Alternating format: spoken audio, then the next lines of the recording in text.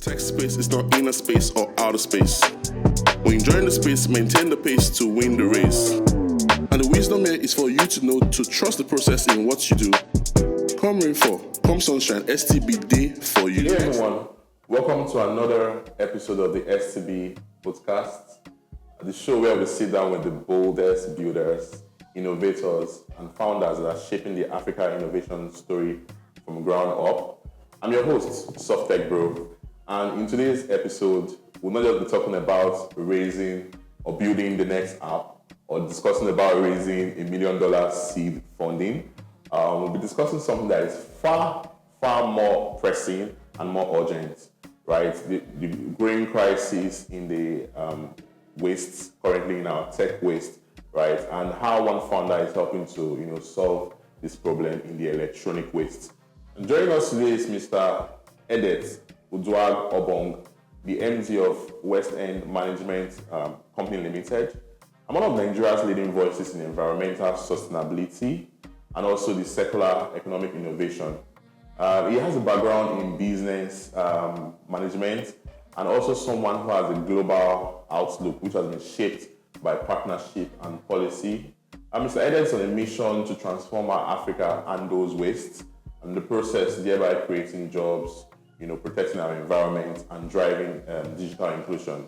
Mr. Edet, you're welcome to today's episode and podcast. Yeah, thank you, SCB. It's always a pleasure, engaging with you and having an opportunity to discuss some of the problems that we're trying to solve with you. So it's a pleasure. It's a pleasure, Ben. Awesome. Thank you. Great to have you here. Thank you.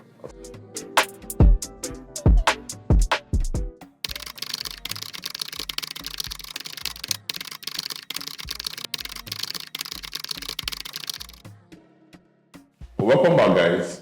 So today's talk isn't just going to be a regular tech talk. We're going to be diving deep into some, tech gist about waste management, right? So, Mr. Edet, we'd like to hear your personal story and what made you realize that e-waste is not just a tech issue, but a human one.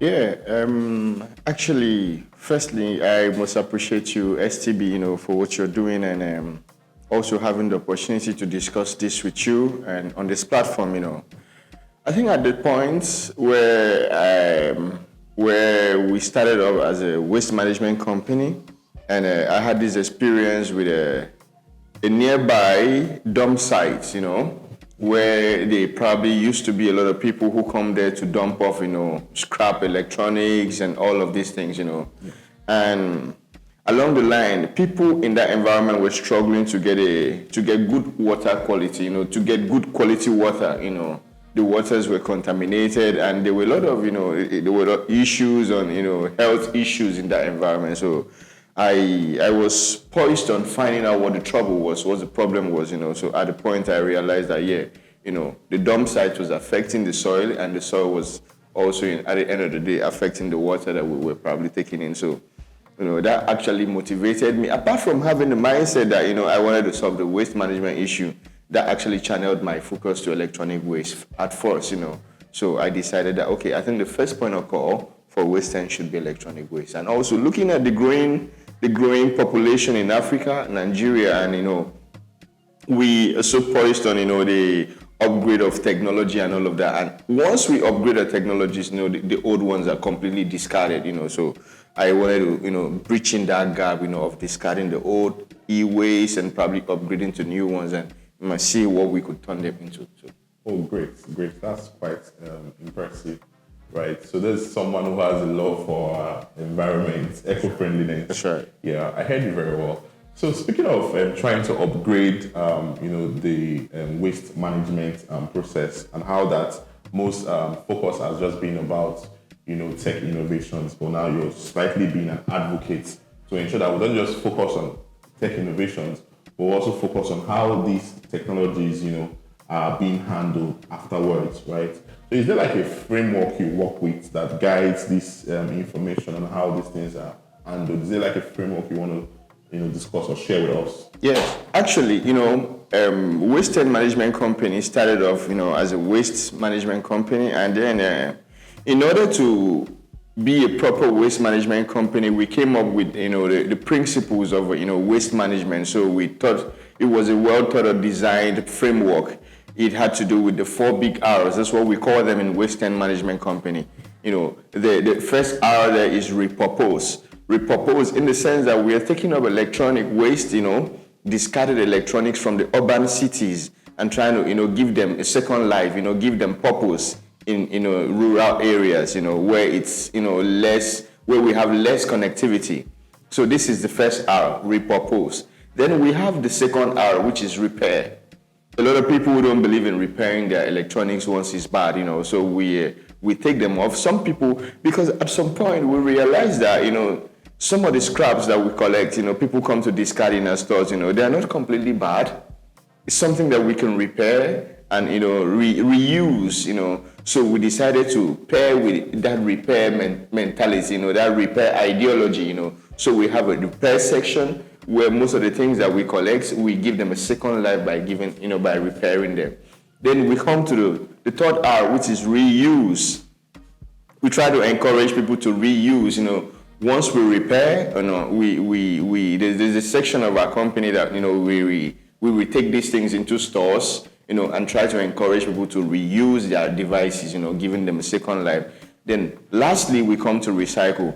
The recycle part is where we find out that, a lot of e-waste are probably, completely bad. They cannot be repaired. They cannot be reused. And then we probably just dismantle them and then probably use some of the components there to build into new production lines. Wow, that's very mind-blowing. That's so mind-blowing. So if I heard you correctly, you mean even at the point when I've used a gadget, a laptop or a phone, and I've assumed that, this is no longer serving the purpose for which I bought it.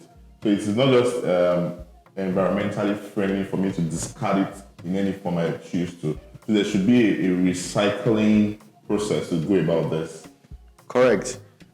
At the point where you discover that your electronic, or a device is no longer serving the purpose of which you need it for, this is what we are trying to achieve. We're trying to create a mindset for everyone to understand that there should be a channel of discarding.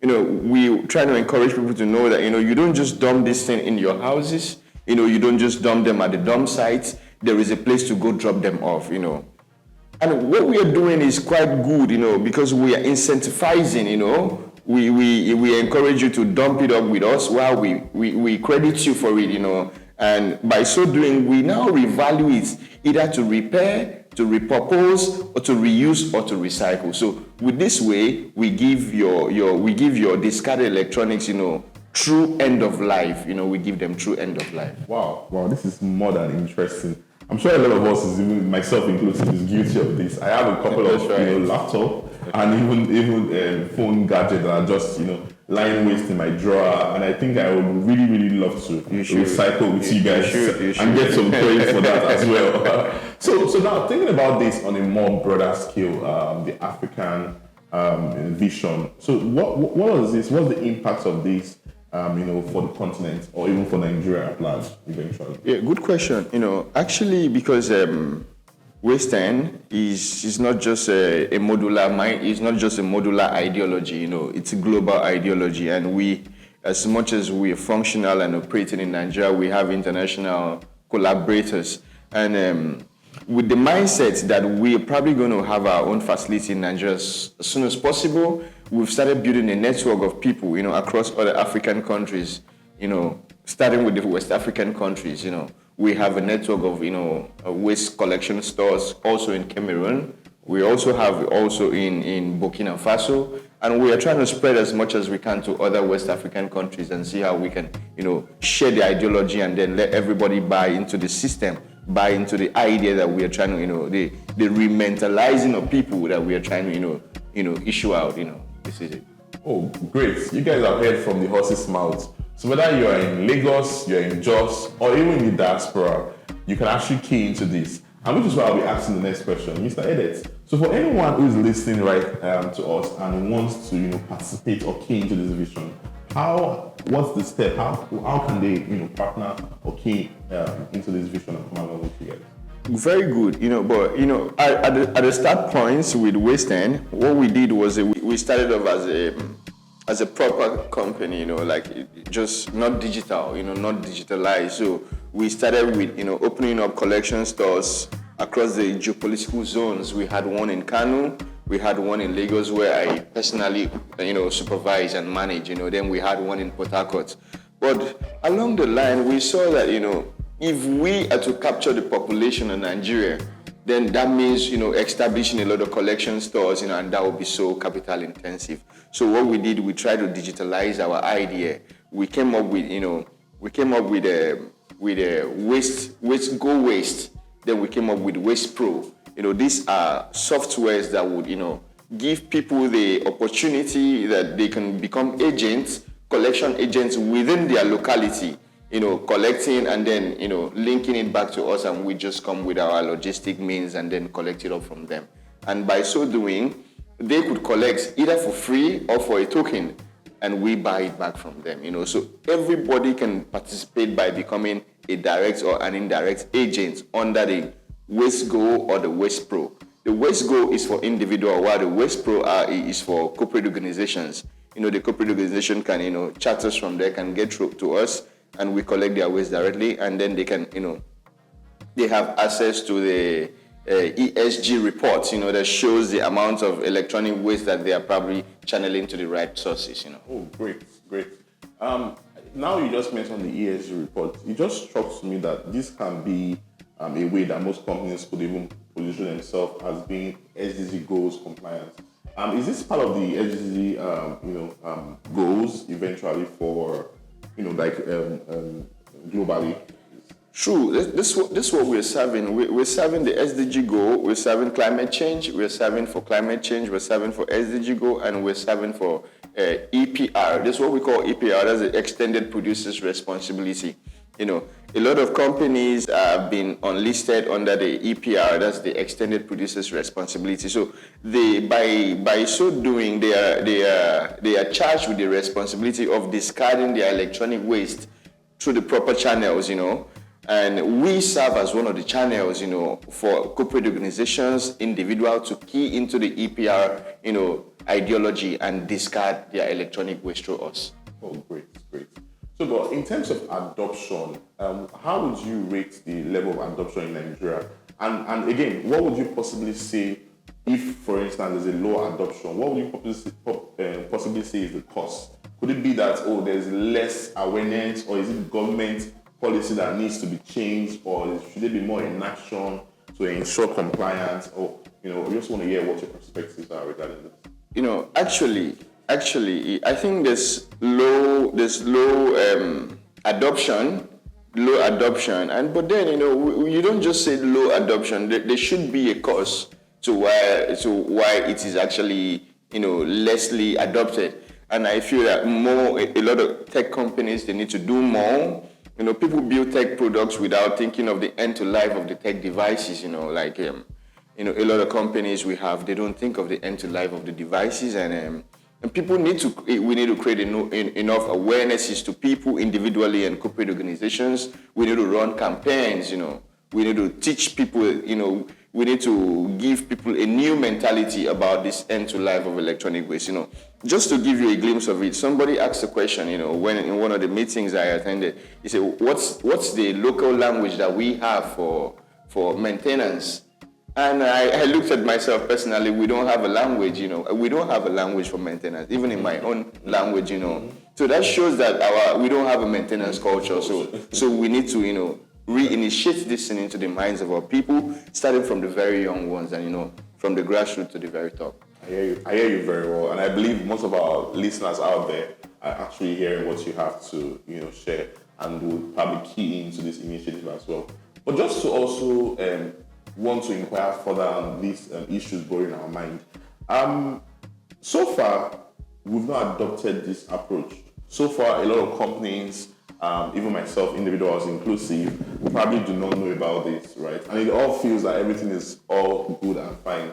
Are there some environmental impact? Are there some hazard? Or is there a ticking time bomb as to what this, current waste process that we currently run in our country or even our continent at large, has? Or is there something that, it's just, it's necessary. There's no side effects. You could just, get Very important question, STB. I must tell you the whole truth. That's a very important question. Electronic waste are very, very hazardous in nature. For example, battery, or any other panel of, maybe a panel of a laptop, a panel of, an amplifier, or any device, they have a lot of components. They have, they have copper, they have, they have many other components, a lot of components. I probably might not mention them here, but, and these things, when dumped on landfill, they contaminate the soil. Like I said, they contaminate the soil, they contaminate the water. And we probably ask ourselves, why the increase in cancer? Why the increase in all of these, diseases and all of these things that we are seeing more, Wow. Because the water quality is actually bad. And why is the water quality bad? Because our landfill have been polluted with a lot of landfill waste. So the idea is to channel out the landfill waste to proper recycling facilities and keep our soil safe and keep our water safe for drinking. This is it. Wow. So at this point, we would say ignorance is not an excuse anymore. So we want to have a cleaner environment, a more eco-friendly environment. And guys, I think we need to key into this initiative as soon as possible. Great. I want to believe that the stakeholders in your sport across government or individuals or companies, are there some list of stakeholders that you may want to mention so that everyone understands what role they're expected to play from along this? For me, I think most importantly, the tech founders, the tech manufacturers, tech founders, all of the big guys doing all of the projects, building new devices, building new tech products, and all of these things. So we want everybody to have the understanding that, devices should be given a proper end to life. It should be channeled to the right sources. And by so doing, you're saving lives. You're keeping the environment clean, you're buying into the circular economy, and then, you're doing a lot by just, channeling it to the right source. So we're speaking to all the tech companies, all the manufacturers, we are encouraging you to join us, create awareness, and also while creating awareness, you should also, join the EPR agenda to make sure that we have these things out of landfill and keep our environment safe. Well, I just hope our brothers in Commuter Village and those in Alaba International Market can also hear and get this message that they need to collaborate, with West End. We're not saying that, broken computers or damaged computers, this is a more proper channel to all of this, right? And so just to ask a few teaser questions, before we call it a day, right? We want to know, has your journey been influenced by a mentor or someone so far? Obviously, that it would definitely be influenced by a mentor, apart from just being, I try to disassociate, I try to disassociate myself from the title founder, because I see myself more as a project manager, a project manager, because I love it, being called a project manager, because I'm more interested in the team.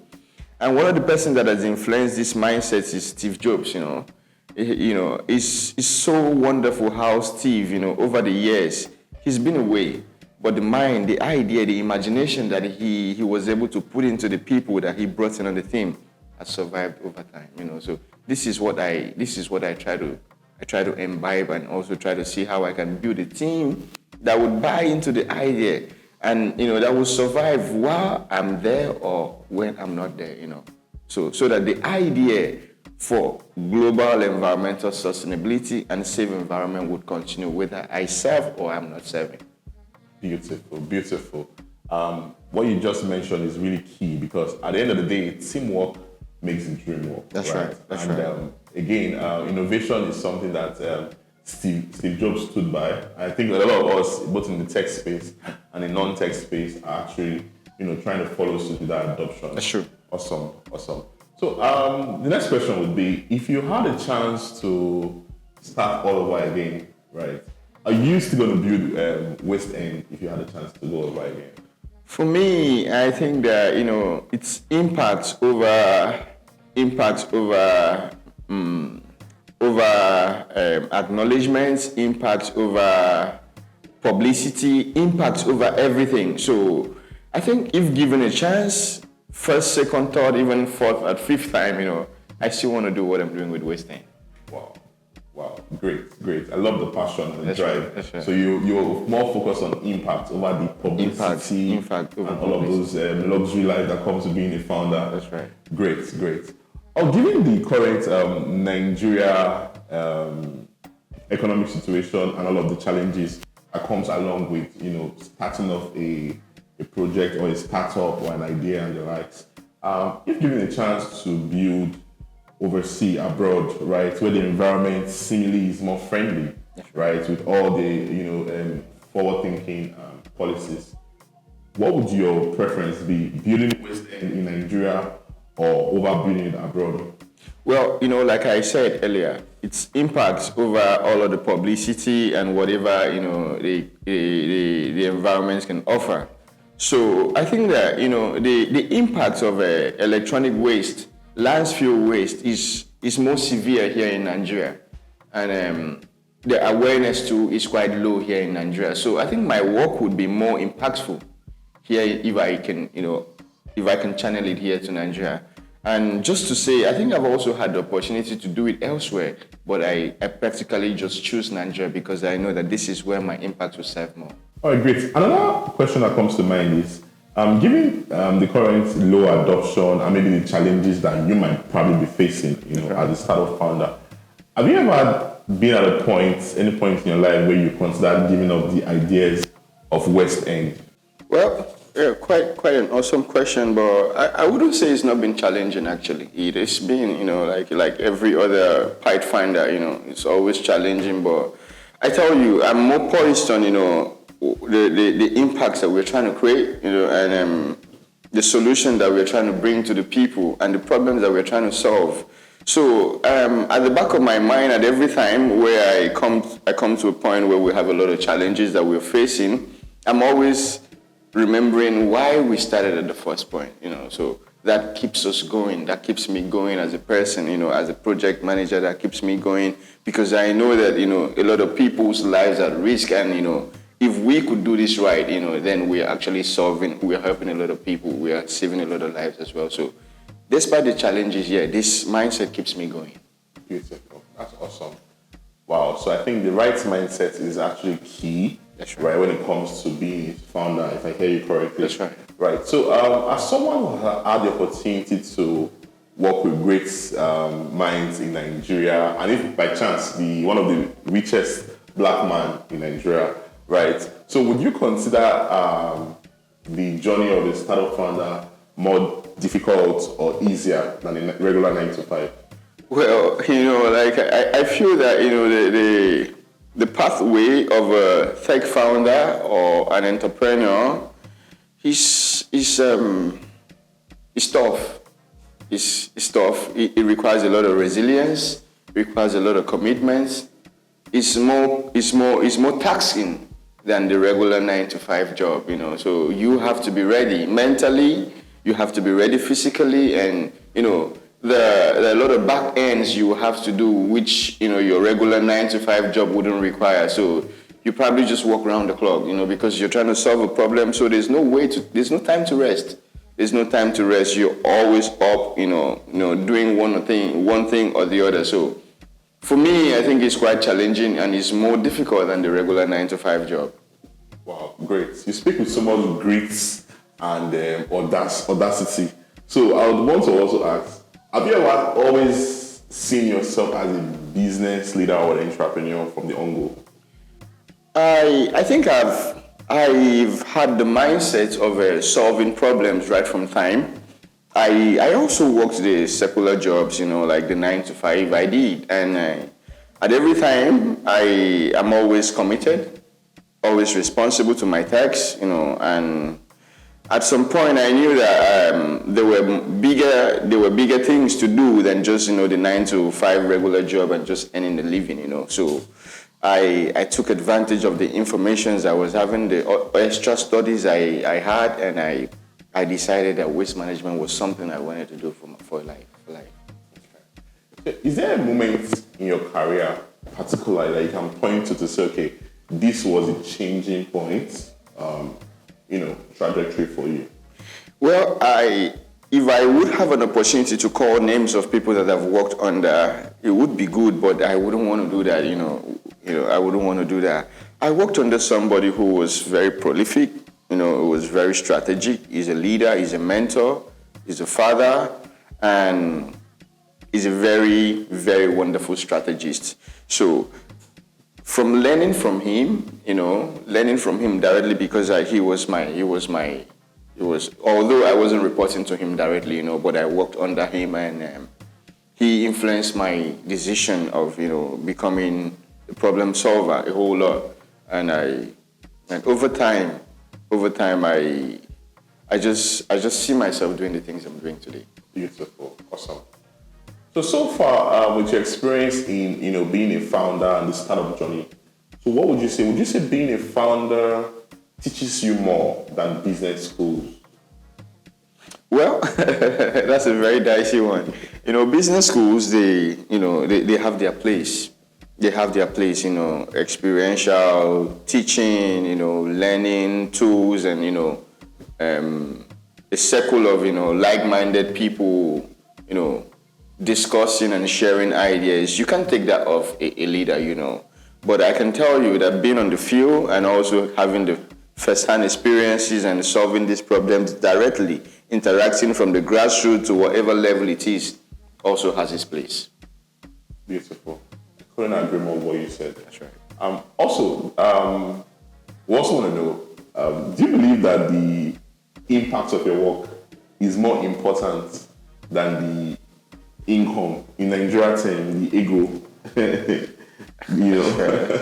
Well, we hear these questions a lot. We get these questions a lot. But as much as we want to be alive to do what we are doing, we wouldn't prioritize, the benefit of what we are doing over the importance of what we are doing. The benefit is the aftermath of putting in effort, and people appreciating what you're doing. So when you try to put the benefits over the results that you actually set out to get, I don't think you probably will get to the end of what you're trying to do. So for me, it's always impact over reward and benefits. Wow, awesome. So as someone who is a go-to, expert in the sustainability field, so would you advise, or do you think more Nigerian youths should consider sustainability as a career path? Actually, globally, sustainability, circular economy, these are trendy topics. These are, it's everywhere. You hear it every time. It's something that it's all over the web. Everybody's talking about it. I wouldn't really say sustainability. Although globally, everybody is combating, climate change, which is why everybody's trying to be able to bring in one solution or the other, What I would encourage people to do is that find a problem and try to solve that problem, Let's all just be able to solve a problem. There are a lot of problems globally, Being able to solve a problem makes us live in a better world. Beautiful, awesome. So while we're running up, just to wrap up, are there any final words for, a potential sustainability champion out there, or the individuals, the tech founders, government, policymakers that by chance will be listening to this podcast? Any final word out there for our listeners? Yeah, I feel that people should do more. A lot more awarenesses needs to be created. Policies needs to be sharpened, to help people understand the importance of this, impediments that we have, especially landfill waste. And also, this is to the government and, corporate organizations, and also for individuals who are willing to champion one solution or the other. Once you find a problem and you're hard on, solving that problem, go all in. I bet you would not regret it, because it's always rewarding to ensure that, to find yourself doing something, and very fulfilling to see that you've been able to solve a problem, a human problem. Thank you. Great. So on a summary of what we just discussed, I can say one of the things I took out from this discussion is that what we do with our old or damaged devices, or how we actually even dispose of these devices would also define in the long run the future that we inherit, right? So for everyone out there, don't abandon or scroll behind that router or that broken laptop or that phone, because someone somewhere out there will need it, right? Exactly. So Waste End is your go-to resource for helping to distribute recycling. all of this. Yeah, That's right. recycling. Yeah, right. Great. It was really great to have you. It's always a pleasure. Always a pleasure Awesome. meeting you, SCB. Thank Awesome. you. Thank you for having me. Yeah, awesome. All right, guys. So to listen to more interesting episodes like this, follow us on SoftTechBro_NG on our YouTube, Facebook, and all our social medias on Instagram, SoftTechBro. To stay tuned to more important and interesting episodes. Don't forget to ensure that we all maintain this eco-friendly environment. It's not a one-man thing. It's actually a collaborative effort. All right, so next time, guys. Cheers and have a wonderful day. The tech space is not inner space or outer space. When enjoying the space, maintain the pace to win the race. And the wisdom here is for you to know to trust the process in what you do. Come rain fall, come sunshine, STB day for you. The next time you